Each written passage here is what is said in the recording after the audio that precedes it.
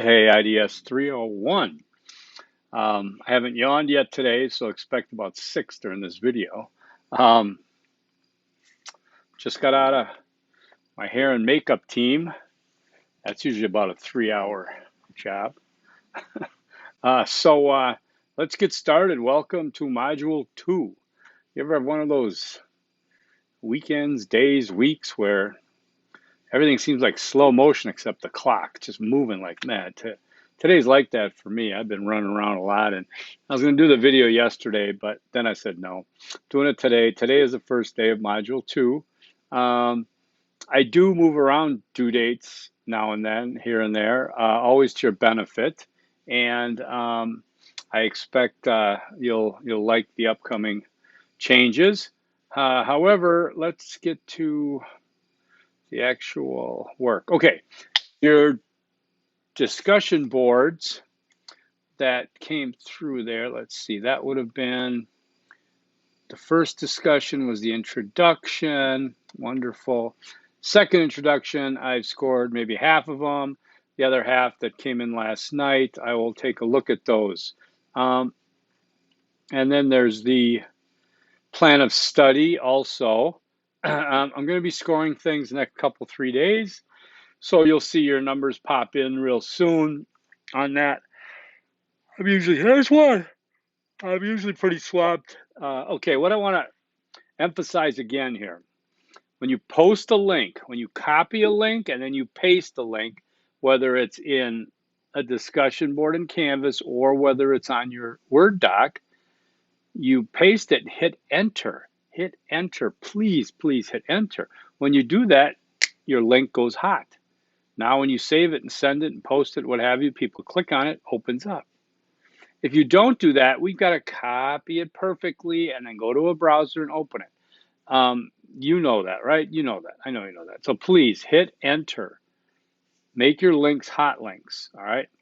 Make sure you're using paragraphs, breaking your work up into blocks of thoughts. When things shift, your paragraphs shift. So in terms of discussion board, to me, that means you can skip a line. Okay, because if you go all the way down one line, you should see what that looks like. Well, you do, but you don't care, right? Because you're not reading it, you're just writing it. But for me, I'm reading it. And it's one big long thing, and especially if it refers to answers like 3 prompts, 4 prompts, whatever, then guess what? You should have 4 separate blocks that I can assimilate with and I can read and comprehensively assess, right? So moving forward, I am going to ding a little bit if you give me these long, drawn out screeds. Okay, please be concerned about your writing and your reader. Okay, I want to tell you something that you've never heard before. IDS equals integration. Why do I say you've never heard it before, even though you've sent it to me in 2 Easter eggs so far? Because way too many people, when you were describing one of those prompts of what makes something interdisciplinary or not, et cetera, those type of things, IDS equals integration. It's the integration. And yes, I know it says in your own words, okay? The assignment is in your own words. However, I gave you a crash course on IDS equals integration. That should be part of your own words now. Nobody said you can't have those words. Those are your words. You own them now. They are yours. And as I've emphasized, IDS equals integration is the most important thing I want you to get out of this class because it leads you to the next, definition. So in terms of what is interdisciplinary studies? I don't get it. Well, you tell them interdisciplinary studies is about using more than 2 or more disciplines to analyze a phenomenon, artifact, a subject topic, but to integrate the disciplinary insights, concepts, theory, methodology to come up with a better solution for complex problems. All right, but you can see that IDS equals integration leads you to all that. So when you say IDS connects, IDS combines, IDS mixes, IDS blends, IDS jack of all trades, IDS outside the box, IDS open-minded, those are all fine, but you got to use them after integration. If you're using them instead of integration, because I'm telling you, I told you what I was going to do. Go to all the discussion boards. I gave you a hit, and I hit control find, and I type INTEG. And I want to see how many intigs you got. Integration, integrate. If you didn't have any, you did see that I wrote about that. If you had some, you could see that I got really excited. Okay. So also make sure you look at my comments. Even if you get a 40 out of 40 or what have you, look and see if I wrote comments. Because undoubtedly I might have, I might have given you some slack on something. So take a look. Help advance yourself. Sometimes I just take off 1 point so somebody maybe looks and says, how did I lose a point? At least you look. Made you look. So it's very important, again, that we start with IDS equals integration. Otherwise, it mixes you all up. You talk about multiple this, multiple that. That's multidisciplinary. We've been going through that. Interdisciplinary. Yes, it's multiple disciplines, 2 or more, but the difference is it's integrative. People with double majors aren't interdisciplinarians. People with major minors aren't interdisciplinarians. People that are interdisciplinarians learn how to integrate. Okay? So, yeah, I never said you couldn't use those words. That is what I want you to have. All right. So, let's see. If you're going to, I go through the comments a few times because some of you reply to my comment, which is awesome. I really like when we can engage in a discussion or something. However, I would prefer if you would send me an email in the subject, IDS 301, whatever, and say, hey, Professor Fair, regarding the discussion board, blah, blah, blah. You said blah, blah, blah. I'd like to say blah, blah, blah. And that would be great because you know why? I see my emails. I don't get notified that there's a comment waiting for me. And so sometimes I'll miss that. So if you could do that, it'd be great. I really appreciate it. Okay.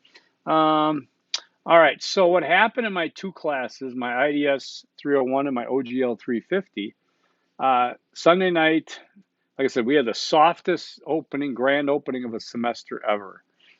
We had 11 days from Thursday through the week through Sunday, and there wasn't a lot to do. And I was cautioning people not to procrastinate. I'm warning people not to procrastinate, pleading with people not to procrastinate. So inevitably last night, anywhere between 9 p.m. and 11:30, when I'm in bed, honestly, I wake up to a whole lot of emails from students in both classes, a whole lot of them with, random buffet of excuses, requests for extensions, things like that. I understand. It's real world stuff. It's life. We're all dealing with it. Okay? But you got to own it. Just own it. So, A, do not apologize to me. If I have pet peeves, one of them is people apologizing to me. You are not offending me. You're not hurting me. You are not, slandering me. You have no reason to apologize. Stop apologizing. Okay? Because think deeper under the layer of that apology. What is your intention? Oh, I'm just saying I'm sorry. I'm not like this. It's not me. Whatever. Yes, you just did that. You're late. Big deal. This is why I have a late policy for the class. 10%, you took it in a syllabus quiz, 10% first day late, 20% second day late, 30% off the third day late, and that's it. And it's over. Okay? All right? So I've warned people about procrastinating. I've pleaded with you that it doesn't mean because it's due on Sunday the 29th that you do it on Sunday the 29th, especially at 10 o'clock at night. Okay? So no, there's a late policy. Do not apologize to me. Own it. Don't even email me. Just turn it in either a day late, 2 days late, 3 days late, or don't turn it in at all. But that's it. Okay? I mean, I'm sorry, but I'm having an existential debate. Well, Michael Brzezina and myself, we're on the same page on this, but there's too many materials out there now that there's this wave of no due dates, no grades, no assessment. Well, then no instructors then, right? I mean, it's just weird. Okay? That's a whole big thing. I'm just not going to be into that. So I'm trying to give you that grace period, but don't apologize. Kind of drives me batty, as you can tell, right? Because, that's passive aggressive, to be honest with you, or it's passive submissive, something like that, where you're saying, well, if I apologize nicely, he'll extend my thing. I already extended 3 days, but you got to pay me. 10%, 10%, 10%. All right. I'm a grade loan shark. Okay. So Make your choice. Don't procrastinate. Nobody said you couldn't start that paper last Monday, Tuesday, Wednesday, but if you start it Saturday or Sunday, that's your choice. It's okay. It's your choice, right? Just own it. I'm not judging you, by the way. I don't think that you're any less of a person, human being, student, what have you, because your paper is late. Believe me. Okay, I'm not. I think you're all awesome. I'd trade places with probably most of you. Oh, I can't say that. That's really bad, isn't it? All right, so let's talk. So I warn people about two things. Working ahead at your own risk. You may want to work ahead because you have some kind of scheduling coming up that you conflict that you need to get something in, and so this is an aberration, but you're going to work ahead. That's not the greatest idea because something I want to talk about here today, it might impact some of the people who already did discussion 2.1. I'm not saying you can't redo it. You're going to have to go in there and repost the whole thing on the bottom of your other post, and frankly, that's twice as much work that you just did. Or you're going to leave it, take the hit. Okay? Don't assume until you're sure. So working ahead at your own risk is Easter egg number one. Work ahead at your own risk. Okay? All right, so I told you about grading in 2 or 3 days. Now, we had to plan a study. This course is really easy. I hate to say it. I think it is, but I'm not trying to say anything, but it's pretty simple. You got the video thing, you got 2 discussion boards, a quiz, you got some readings, and then 3 times in the course, you got like a paper. First one was to plan a study, okay? The one 10 of you are late on, or so, maybe 20. The next papers are going to be in module 5 and 6. They're difficult. Get ready for them. You don't have to do them now. If you want to glance at what's going on, go ahead. But 5 and 6 will run the same issue, I guarantee it, because it's human nature. So we're going to go back to that what I'm talking about, and starting when the start, not waiting till the due date. Too many people are on this checklist mentality, rubric mentality, where you see it on your calendar for Canvas. Oh, that's due today. I better do it. That's due today. I better do it. That's due tomorrow. I can wait. That's not how it works, people. Okay? I'm not going to get into the whole big growing up big boy pants on thing because that would be really demeaning. And I think you're all adults. We do things our way that we do them. We've learned certain ways to do things. Sometimes we get away from things, but it's all good.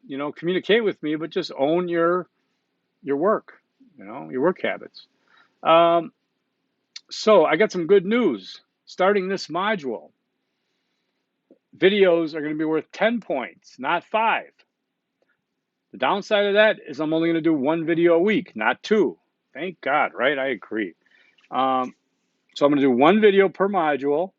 If I do an extra one, it's under special circumstances, and I'll offer extra points.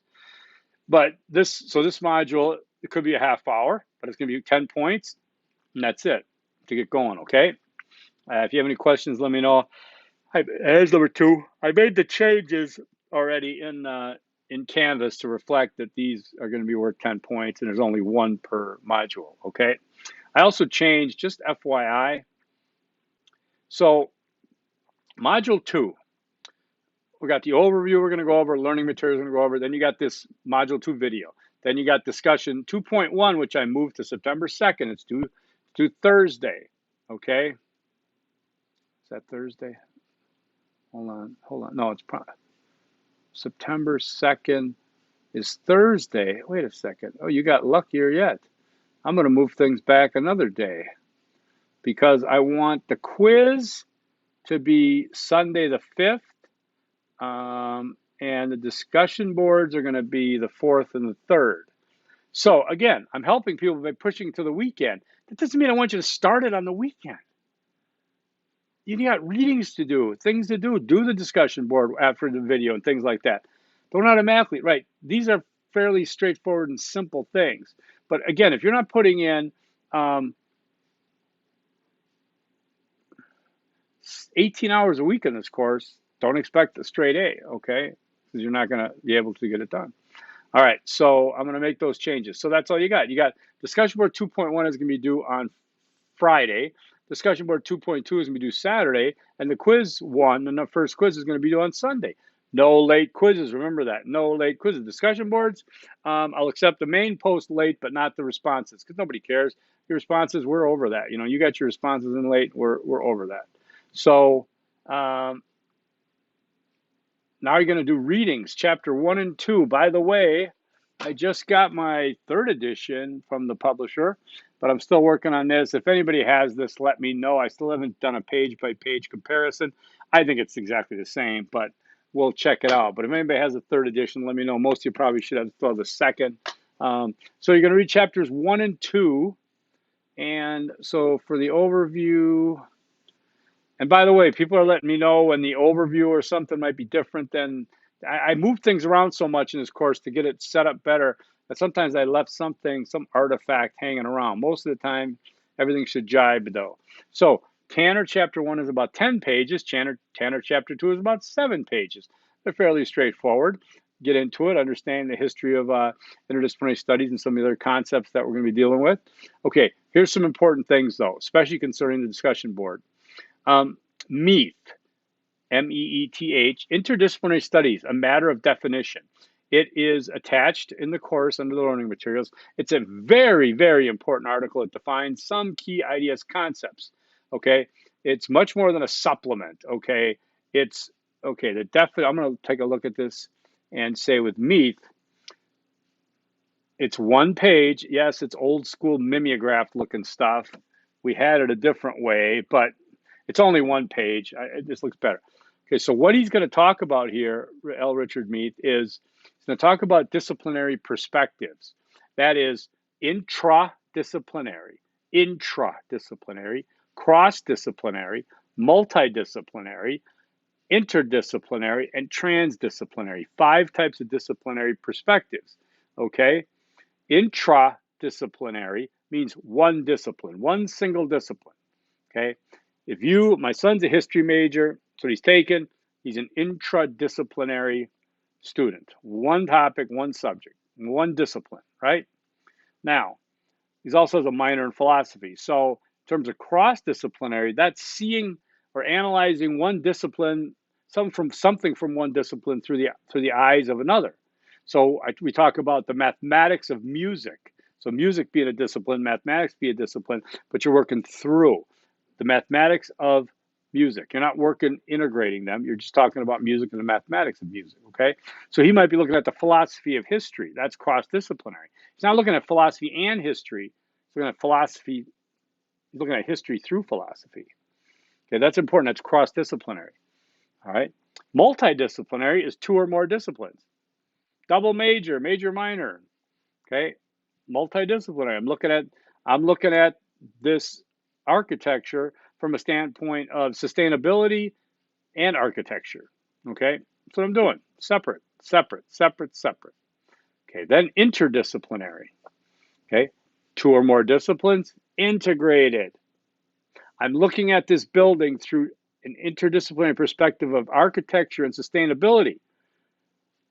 So I have to determine some of the conflicts, some of the commonalities between these 2 disciplines as they pertain to this building, okay? When they put a new road in behind me, the new 202 that goes around South Mountain, they were talking about for 20 years.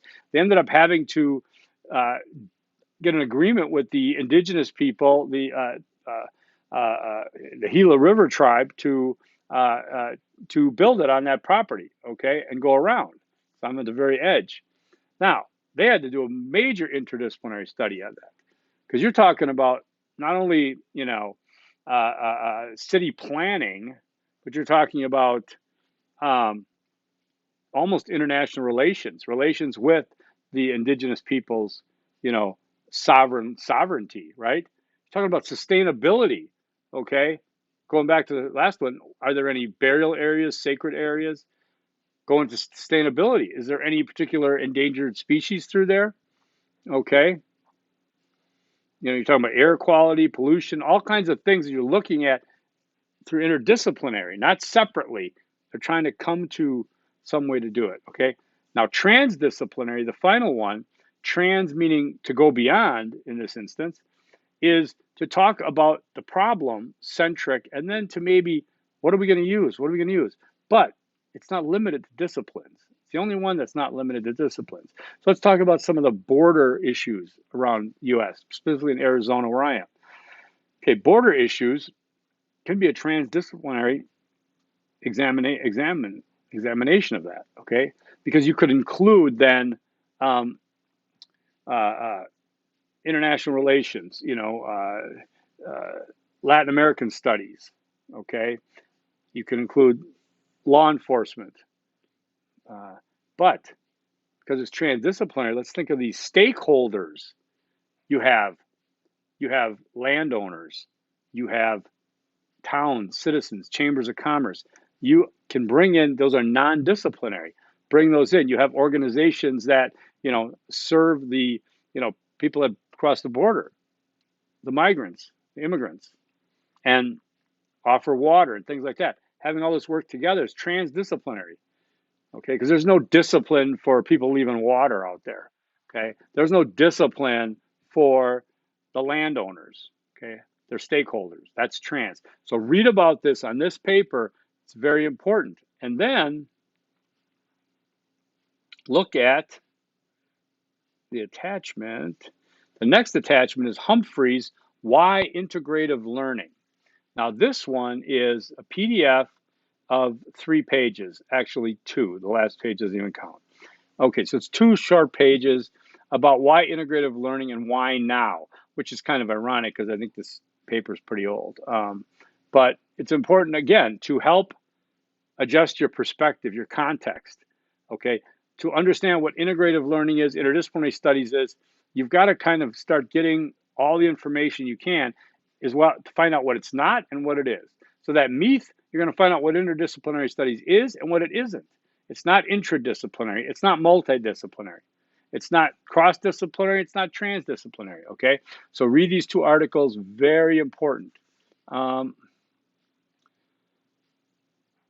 you can do the first discussion board even, without the text almost. Now, there is a document here called the pyramid. And it looks like this. You see that? You'll see that. Now I'm going to read from the bottom up, okay? It is a type of hierarchical scale, but there's not really a lot of importance. It's more about which one is more appropriate in a particular situation. So again, it talks about the single disciplinary discipline being intradisciplinary, then cross-disciplinary, multidisciplinary, interdisciplinary, transdisciplinary. You need to know those concepts for the quiz, okay? For your life as an interdisciplinary, you need to know what it is and what it isn't, right? Okay. Then there's another document here, PDF, called, see that? That's approaches.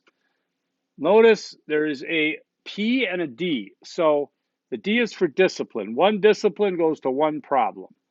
Cross-disciplinary, you got a discipline looking at a problem. Multidisciplinary, you have 3 disciplines, but notice they're directed at the problem, whereas interdisciplinary, they connect before.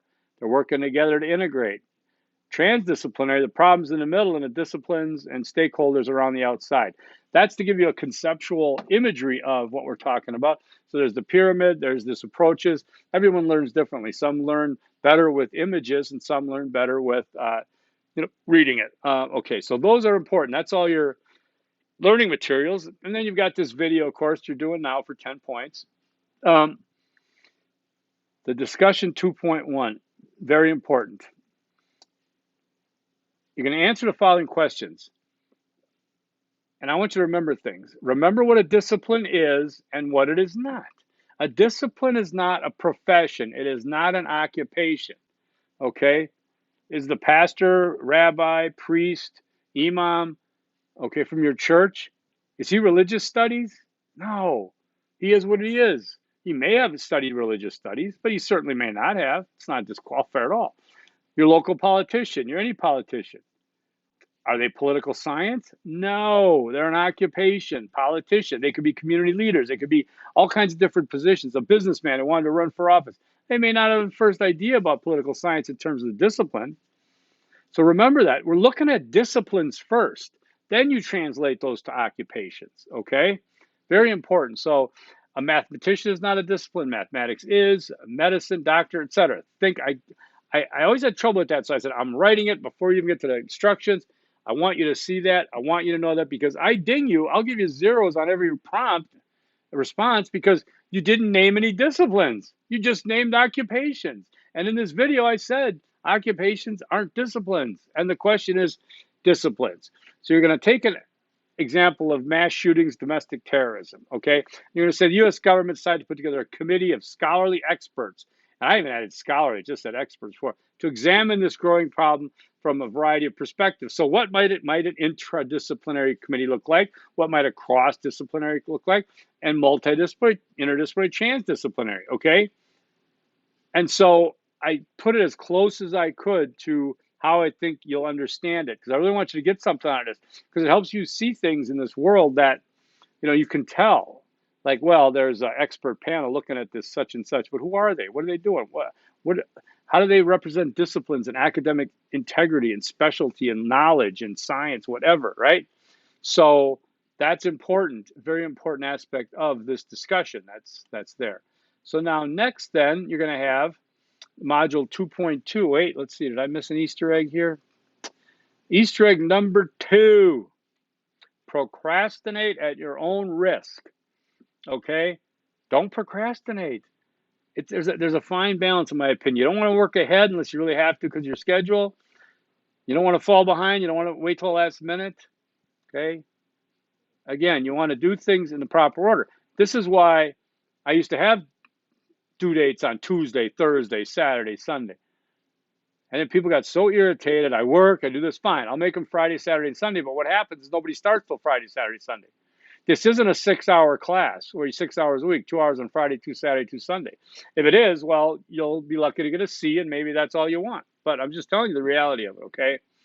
Don't apologize. Okay, so let's look at module 2, discussion 2.2, describing interdisciplinary. And by the way, the previous discussion, number 1, does ask you to reply to 2 of your peers and 5 points per response of 2 responses. The discussion board 2.2 does not require any responses, but it's always nice to have it up there so you can, if you want to take a look at what other people said, maybe you'll, it's that group knowledge kind of thing, okay? How would you describe interdisciplinarian? How would you describe yourself as an interdisciplinarian?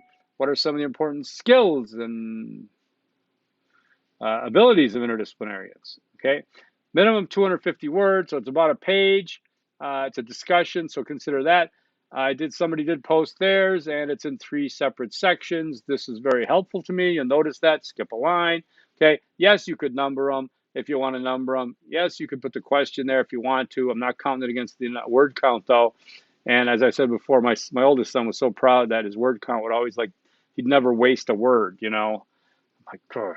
So, but take a look at that, because but best scores are reserved for those who use concepts and terms you discovered in the readings, lectures, etc. Again, you are writing about yourself as an interdisciplinarian. You're writing about how you describe an interdisciplinarian, and you're writing about some of the important skills and abilities of interdisciplinarians. You're not going to regurgitate everything in here like word for word. You're going to put it in your words, but your words can match a lot of the important words in terms of concepts about this, okay? So, I can think of one word in particular that I would like to see. Can you? So I can tell if you've done the readings. I can tell, okay? Because if you come to class, and I've told this to both my sons and many people in college, you come to college, you take a class. You bring all your previous knowledge with you to the class, and you go through the class, and all you do is apply that pre-college knowledge, and you get to the end. So you didn't learn anything. You just like, oh, this is a test of my previous knowledge. No, I want you to build on your previous knowledge, okay? So I want you to take some of these new concepts I've talked about, new concepts that are found in the book, in the readings. I want you to use them. And if you don't, I can tell right away. I've been doing this long enough to see what some of the key components are that students should be grasping at this level, right? Okay, so you got that. And I think then there's the quiz. Now, the quiz is 40 minutes for 30 questions. They are, says you got to, read or reread chapters 1 and 2. Look at Meath and Humphreys real close. There are no trick questions, 10 multiple choice, 20 true and false. Okay? Let me preview it once really quick. See if you can read the questions in my glasses. Okay, yeah. Michael Presdia and I did this. We're pretty proud of it. I think it works. There are no trick questions, though. And remember what I said. Yes, sometimes some of us can make a case for more than one choice. And I know that's a burden we carry in our lives. I'm like that. And I would just ask you to make your best choice, okay? And when you come back at me, and feel free to push back, because I love being right. No, push back, and I will fix it. I will change it. I will do whatever it takes, okay? So I think that's it. Notice we went 30 minutes, 31 minutes coming up on, but it's the only video of the week, okay? And it's worth 10 points. So it's like I got two 16-minute videos here, right? Continue to send me your questions, comments, concerns, and don't send me your apologies. Just own it. You're late. I don't judge you. You turn it in a day late. It's fine. I'll grade it a day late. Turn it in 2 days late. Fine. I graded 2 days late. Turn it 3 days late. I graded 3 days late. It's a fabulous system. It works great. Right now, I've got about 72 things to grade in your class, and probably close to that in the other class. So everybody have a good week. Be safe out there. I got my ASU mask from faculty. It's fun. It's fun stuff. Forks up. Wait, did I give you that last Easter egg, number 3? No apologies necessary. Okay? No apologies necessary. Thank you, everybody. Forks up. Peace.